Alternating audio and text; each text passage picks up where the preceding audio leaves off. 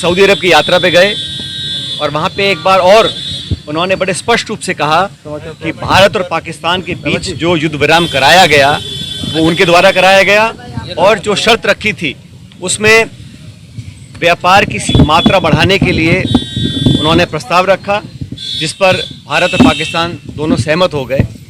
बार बार America के राष्ट्रपति जो ये बयान दे रहे हैं उसका भी स्पष्ट, सटीक और उच्च स्तरीय लेवल पर कोई खंडन नहीं किया गया है।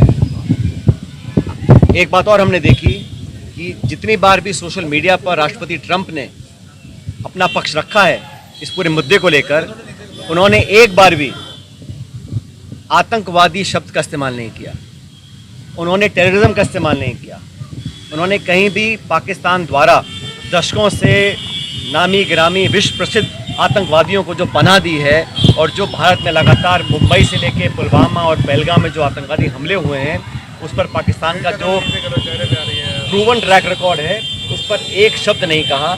और आश्चर्यजनक बात यह है, मोस्ट सरप्राइजिंगली, वो कश्मीर को बीच में लेकर आ गए। हमारे 26 निहत्थे सैलानियों को मौत की घाट उतारा गया, भारत पर आक्रमण बोला गया।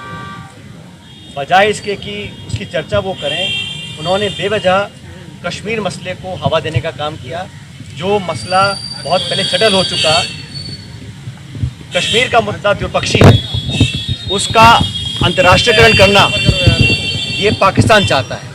लेकिन हमने स्पष्ट कह रखा है और आप सबको याद होगा 1994 में कांग्रेस की सरकार में संसद में सर्वसम्मति से एक प्रस्ताव पारित हुआ था कि पाक अधिकृत कश्मीर वो भारत का अभिन्न हिस्सा है।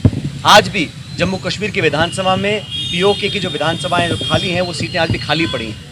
और 1994 में जो हमने प्रण लिया था, भारत ने लिया था, किसी एक दल ने नहीं लिया था, संसद ने लिया था। आज समय आ गया कि एक बार दोबारा विशेष सत्र बुलाया जाए, जो कुछ अब तक घटा उस पर एक चर्चा हो। और मैं तो मानता हूं कि 1994 का जो प्रस्ताव था कि पीओके को हमें वापस लेना है, उसको दोबारा पारित किया जाए, क्योंकि लगातार ऐसी संभावनाएं बढ़ रही हैं कि कश्मीर को इंटरनेशनलाइज किया जा रहा है। और ये अमेरिका बोल रहा है कि हिंदुस्तान पाकिस्तान की कहीं हम एक न्यूट्रल साइड में मीटिंग करवाएंगे, तो ये मीडिएशन, थर्ड पार्टी इन्वॉल्वमेंट, ये भारत की दशकों पुरानी जो स्टेटेड पॉलिसी है उसके विपरीत जाता है।